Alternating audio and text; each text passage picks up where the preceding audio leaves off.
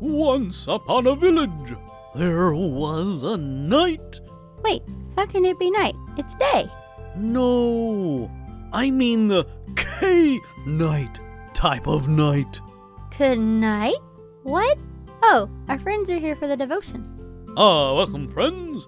Shall we start a new Devotion 35?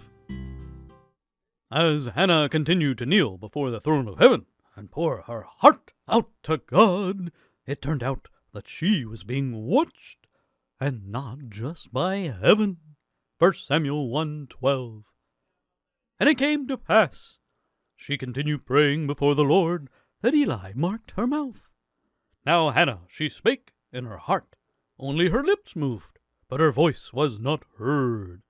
Therefore Eli thought she had been drunken. And Eli said unto her, How long wilt thou be drunken? Put away thine wine from thee. Eli was the high priest of Israel in those days. He was the man of God. He saw Hannah bowing and moving her lips, but he did not hear a word from her. Apparently, people in those days were in the habit of praying out loud, because Hannah was doing something a bit different. Eli jumped to the assumption that she was drunk. He actually accused her of that, point blank. The problem is, he was wrong. Any human being has the capacity to be utterly, completely wrong, including a man of God. That being the case, not one person in the ranks of humanity should ever be so foolish as to make assumptions. Do develop the simple habit of asking questions before you assume anything.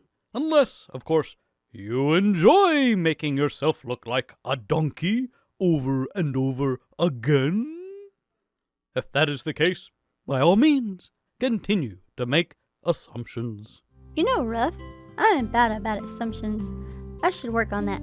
Thanks for the lesson. Good confession, Cleo. I can help you. I don't think you can, Ruff. This is going to be a long journey. Have a great day, friends. Ruff has work to do.